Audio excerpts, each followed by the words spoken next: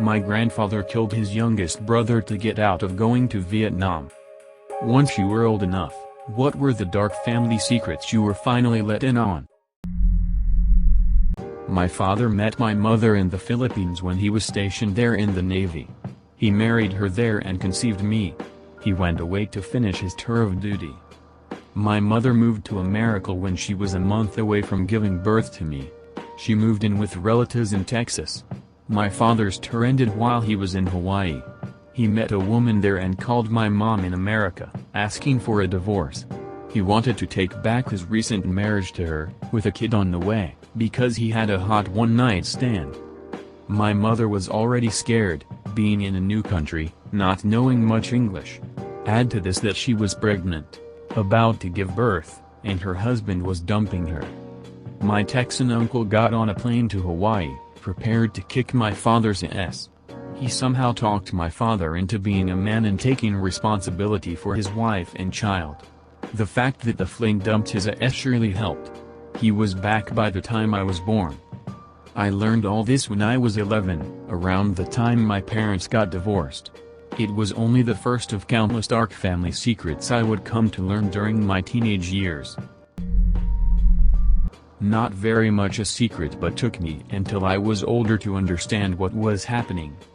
My mom would sometimes have us play a game called Army, which consisted of me, my mom, and my siblings army crawling around our apartment. Kind of a hide-and-seek style game. She would yell "hit the deck" randomly and we would all drop and find a hiding spot. We would giggle and giggle while my mom army crawled around looking for us. We loved the game so much. I realized a few years ago while retelling the story that we lived in a really terrible neighborhood, and she would yell it out when she heard gunshots outside the building. I'm assuming she was worried about stray bullets. Edit. I shared everyone's amazing comments with my mom, and she shed a tear. She feels very appreciated on International Women's Day today. My grandfather killed his youngest brother to get out of going to Vietnam. He, his brother, and two of their friends had their numbers called in the draft for Vietnam. They didn't want to go, obviously, but they didn't come from money and all worked to support their families. If they got arrested they'd lose their jobs, and their families would lose their income. So, they decided on a different plan to get out of going.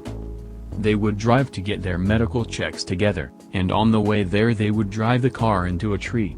The plan was to get too injured to get sent to war, but not so injured as to be permanently crippled, and it had to look like an accident, so nobody got arrested. This was in country Western Australia, so they were all going to say they swerved to miss a kangaroo and hit a tree. My grandfather was driving, his friend was in the passenger seat, and the other two were in the back. His brother was behind the passenger seat. They hit the tree doing about 40 kilometers per hour, enough to be serious.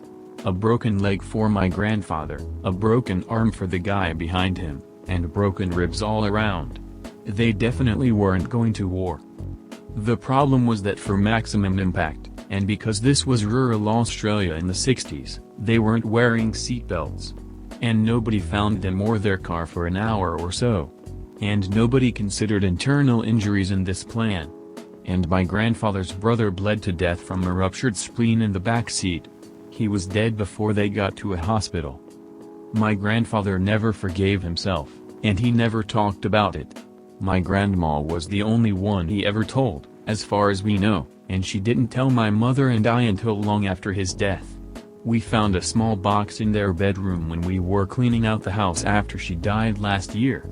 It had a clipping from the local newspaper at the time about the accident. It said that they had swerved to miss a roo and called it a tragedy. I don't think my mother told any of her siblings, so technically this is still the family secret. I guess now you're all in on it. That my cousin was actually my half-brother. Mom got pregnant in college and my aunt and uncle adopted him. And, that my dad wasn't my biological father.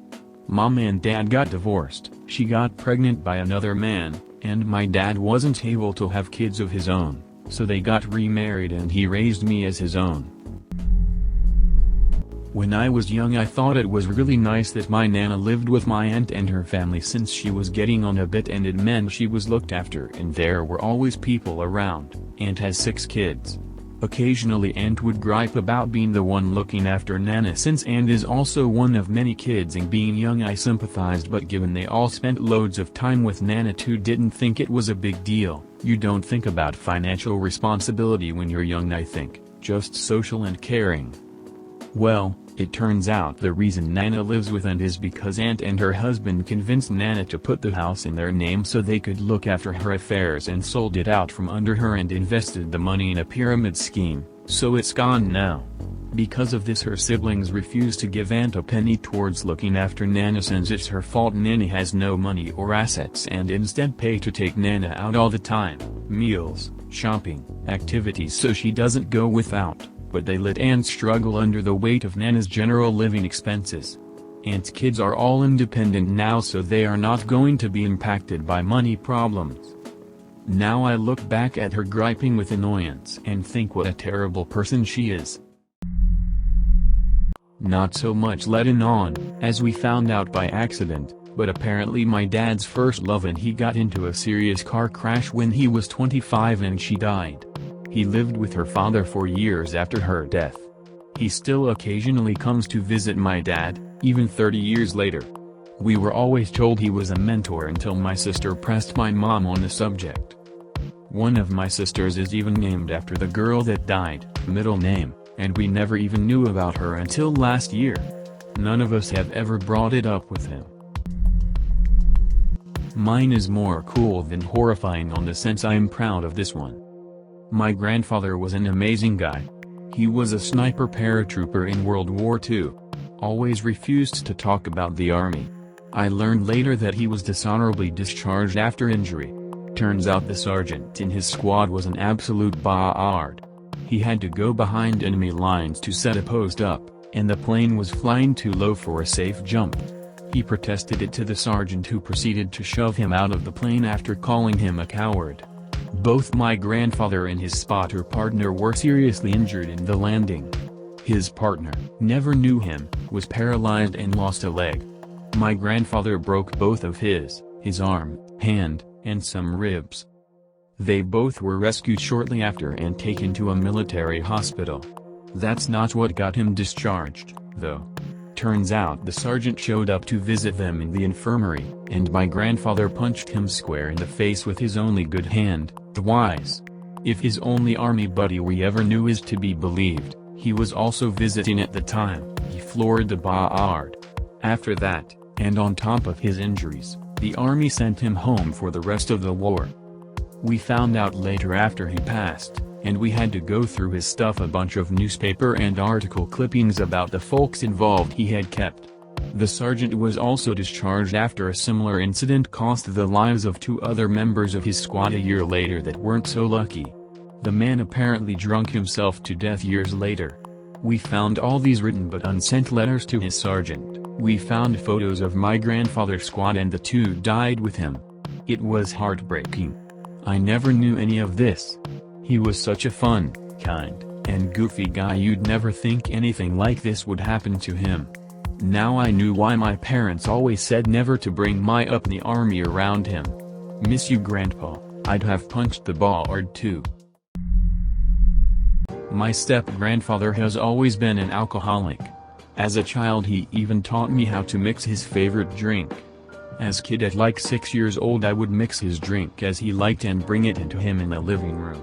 Don't ask what the drink was a mix of because I literally can't remember, and my grandpa always acted funny. I always liked spending time with him because I found him funny. So, I never saw the bad side of his alcoholism and he never made me drink or anything, so overall he didn't have any negative impact on me at all. But before I was born he could get so drunk he threatened to kill my grandma, and when he got in a car accident and came home he was bleeding badly from his head and he started saying my granny shot him. He even threw out some of the wedding pictures my parents had. I never knew how horrible he was. Maybe because he liked kids or something. He would make me cocoa and watch Garfield with me when I was a kid. He was never a bad influence in my life. So, It was so weird to me when I found out these things about him. Before he died though, he really regretted drinking, and he completely stopped. He became really depressed too until his granddaughter, biological, was born. He was so happy about his granddaughter. He died regretting everything and a sober man who was happy to have been able to meet his one and only biological granddaughter.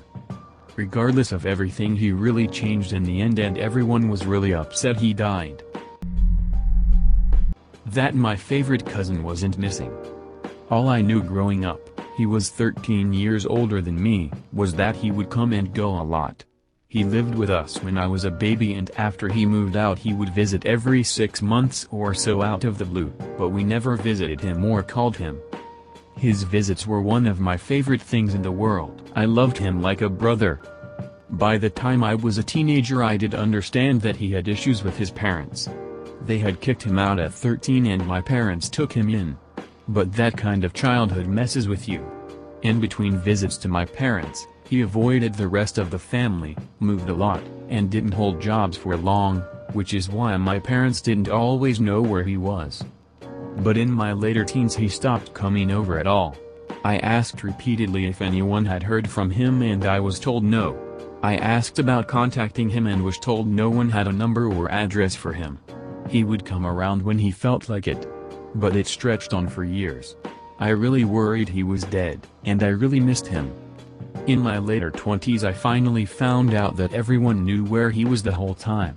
He was in prison for murder. From what I hear it was actually somewhat justified. He was defending his new wife, who I never got to meet.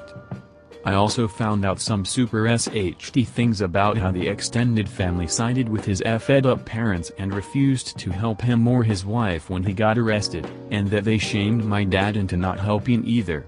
I tried to send a message to him in prison, but I don't know if he ever got it.